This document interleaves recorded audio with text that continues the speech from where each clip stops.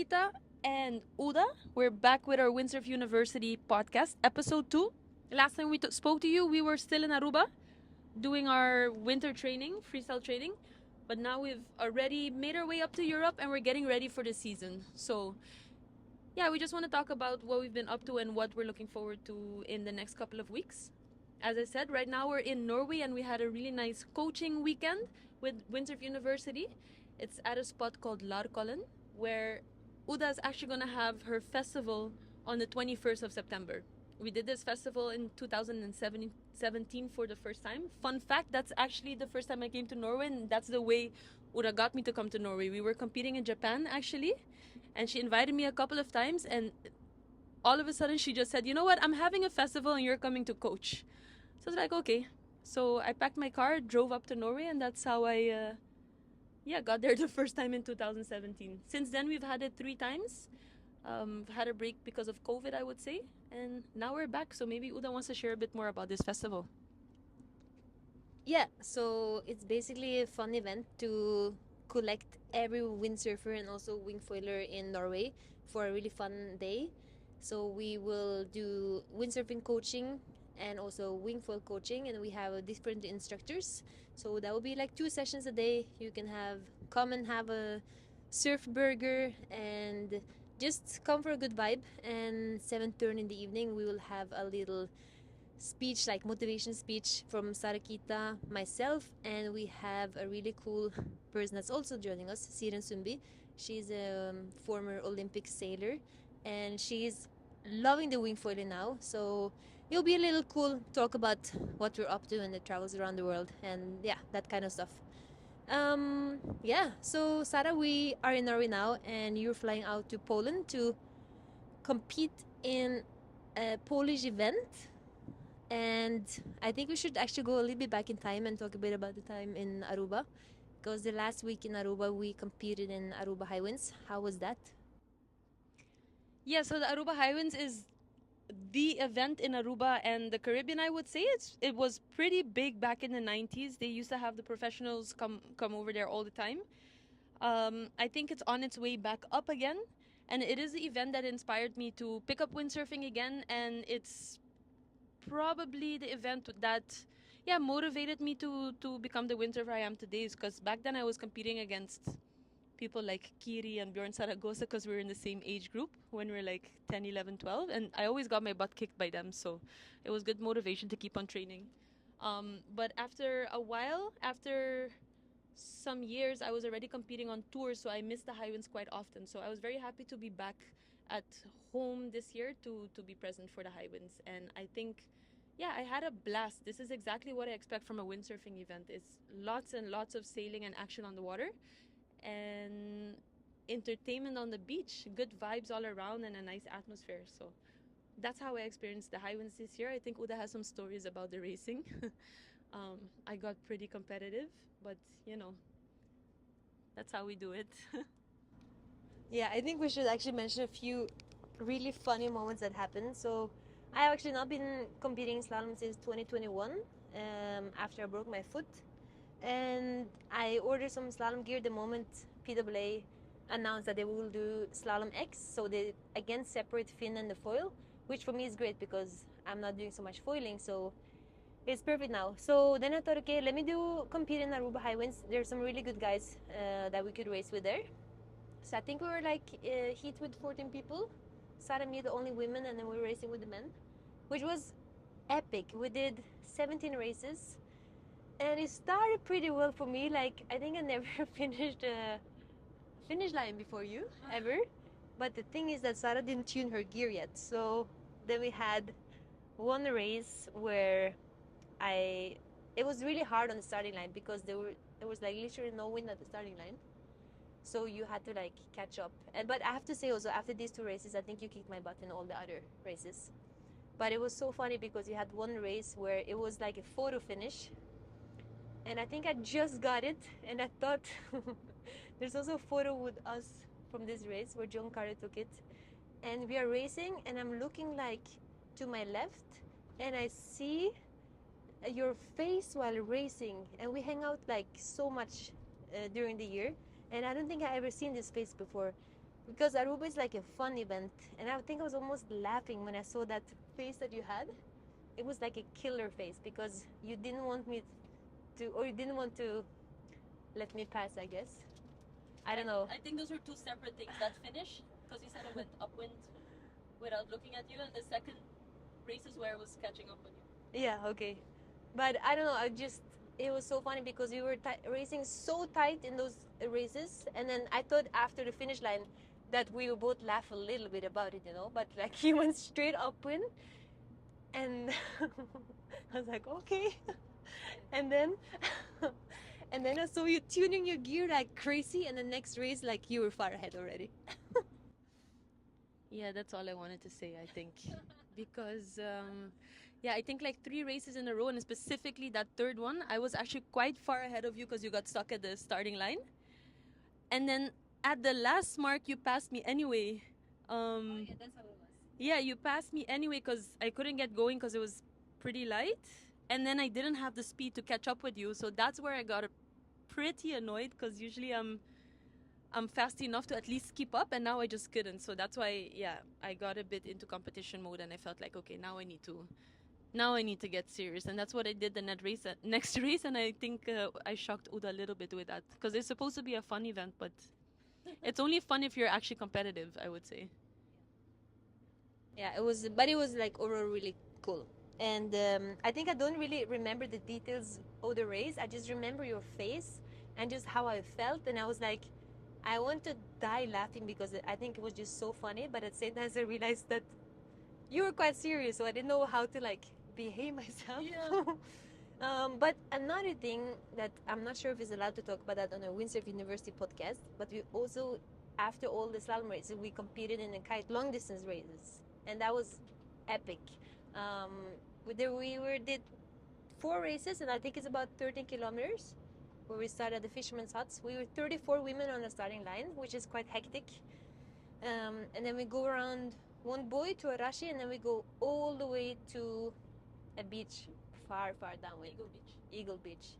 And then the bus will pick us up and drive us back. It was super cool. And how was the racing for you, Sarah?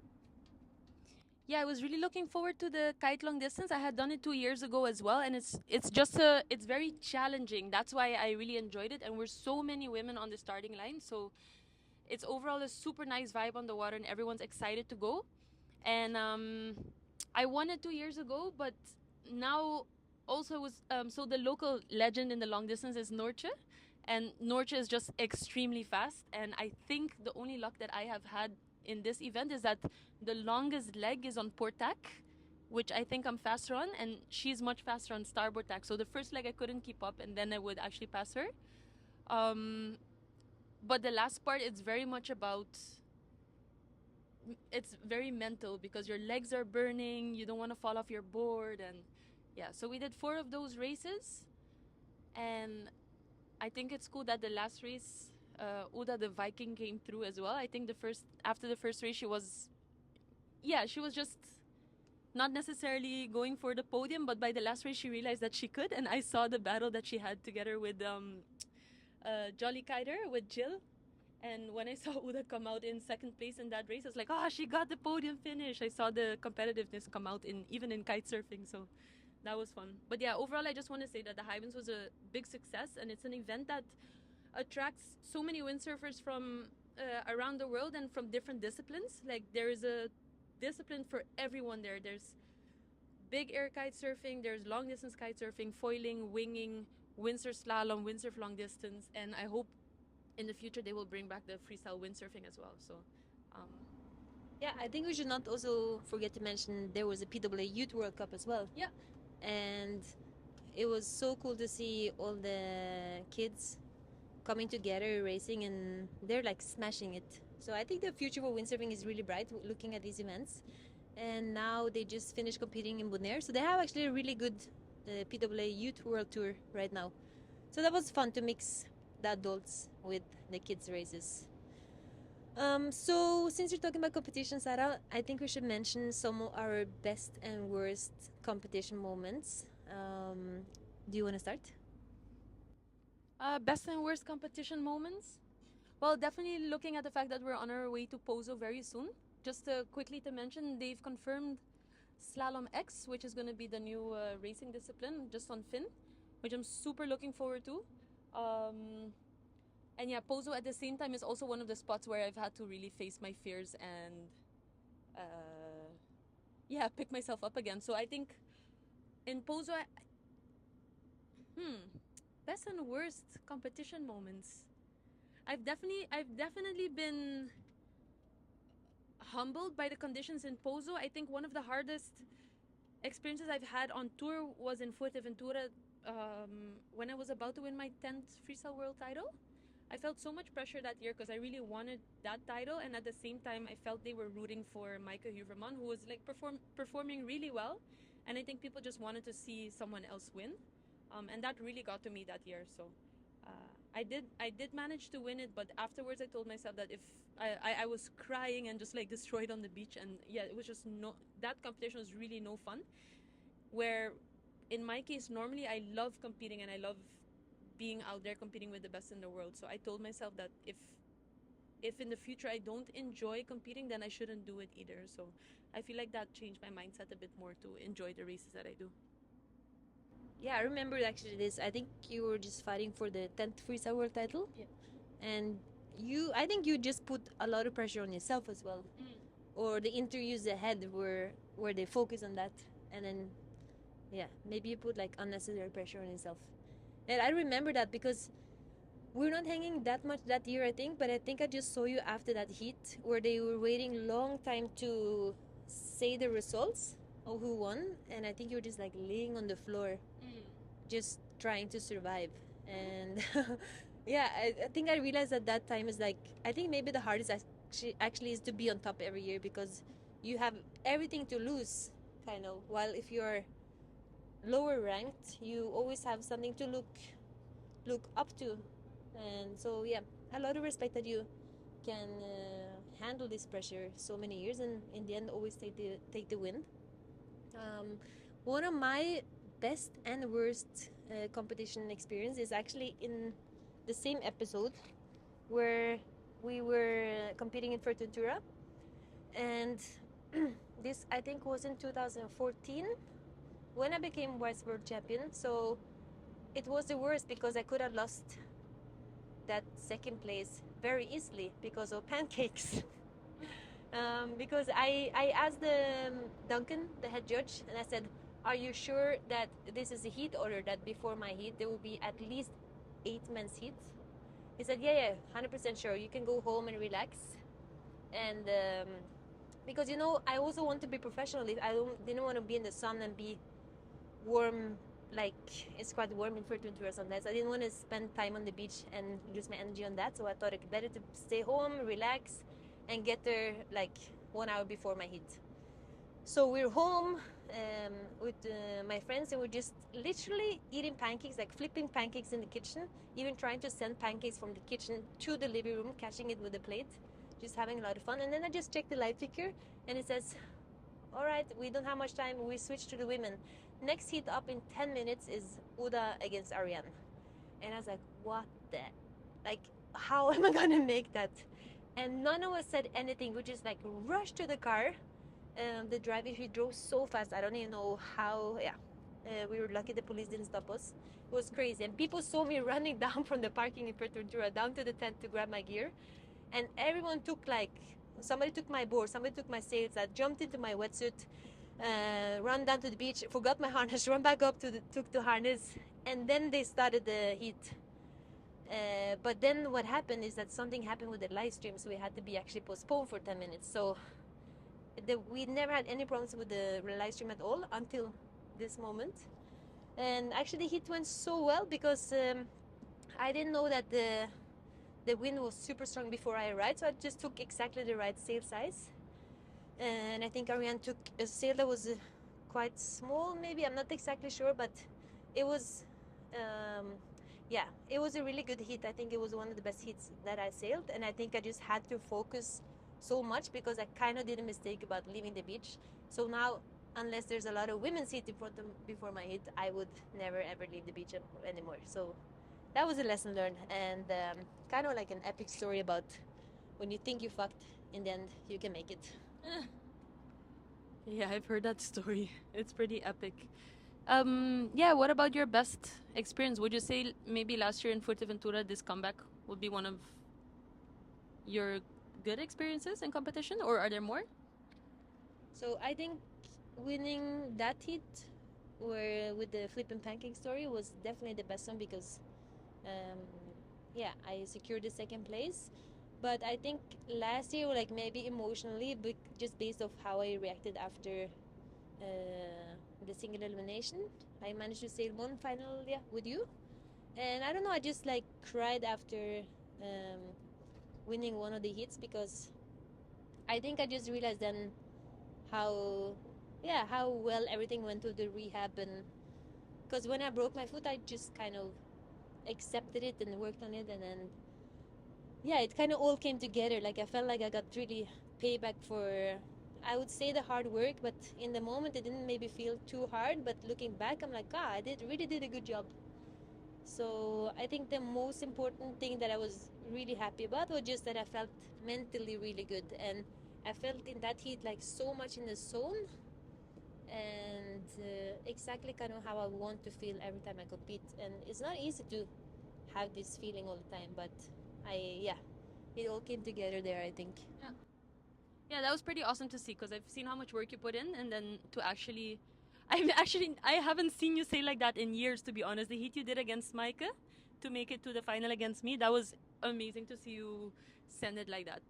So, so to mention our episode sponsor, it's Jerry 250 and Pusada Mauricio. These are both in Jericoacoara, Brazil. Pusada Mauricio is our favorite place to stay when we're there, and at Jerry 250 you can rent some really good gear from our favorite guy, Ed Van de Souza. So we're gonna have our clinic there this year on the 18th of November till the 21st. So if any of you are interested, just send an email to windsurfuniversity@gmail.com and sign up because we had the sickest time last year. We divided the time in spending some time in Jericoacoara and as well as doing an adventure and going to the lagoon. So we did 2 days in the lagoon, 2 days in Jericoacoara, and mix it up with some flat water stuff and some waves, entry level wave stuff. So I think we had a lot of fun. We had dinner every night with everyone, and yeah, everyone meshed really well. So looking forward to have you join our camp this year. Yeah, I just think we should just say an extra thanks to Jerry 250 and Pusada Mauricio just for being also our partner with Windsurf University to help that grow and also to help them grow and just get more people on the water. So finally, the season is starting. We're on our way to Pozo. Uh, Maybe we can just talk about that a little bit. It sounds like we're going to be racing slalom again there this year, and I will be competing in waves as well. So I do think it's my favorite spot on tour during the year because it's the most challenging one, and it's just conditions that you never really master. I would say the same about Hokipa in Hawaii, but I think with Pozo it's just the jumping. I get really excited about that, and I feel like I have so much to learn in that. So that's one event where I'm always looking forward to going to, and I come out a better windsurfer. Yeah, I want to know if you're gonna get the double loop in or not. You know what? I realize I've been talking about the double loop since 2014, and I'm pretty disappointed that I still haven't gotten one since then. I think I need to just put in more time and effort, I guess, because I spent some time in the Caribbean also during the year where it's just flat. But what is like holding you back, you think? Yeah, I think it's a mental game, and you need a lot of confidence. The thing is with the double forward when I'm in Pozo, is usually towards the end of the trip that I'm feeling more and more confident because I spend so much time on the water. But every year you get to Pozo, it feels like you're starting over. So, you know, doing a push loop, like even a push loop or getting into stalled forwards, like it takes some time to get there, and then the double forward is yet another step. And yeah, it's my biggest goal. I wish I can make it happen, but other than that, it's just yeah, I'm just looking forward to compete against the best girls in the world there, and I think that slalom is also going to be very exciting. Everyone's going to be on the fin, so how do you feel about that? Yeah, I think the Slalom X will be insane. I'm just been spending the last week to try to organize all the gear on time because there's been some delayed on that stuff. But I managed to get some training in Aruba, and hopefully that will be sorted so I can be signed up and ready to compete in slalom again, because I just love those battles. It's just such a different competition feeling compared to freestyle. Freestyle is more about yourself, kind of, and you know that if you stick these tricks, you most likely end up in a certain position. But with slalom, everything can happen. Like, you could do everything perfect, and somebody could just like sail straight into you. You can hit things in the water. Like, it's just a lot of fun because not everything is in your control. So yeah, I think I'm also very competitive. So I think slalom discipline just really fit my yeah, my needs for competition, I think. So yeah, very excited about that. I guess if there should just finish this episode now. And if you like to listen to more podcasts, you should just follow us on Spotify and on our Windsurf University YouTube channel. And if you want to get in contact with joining our windsurfing camps, just send us an email to windsurfuniversity@gmail.com, or you can also join our online courses where we do video coaching. So yeah, get in touch, and thank you so much for listening. Bye bye. Bye, guys.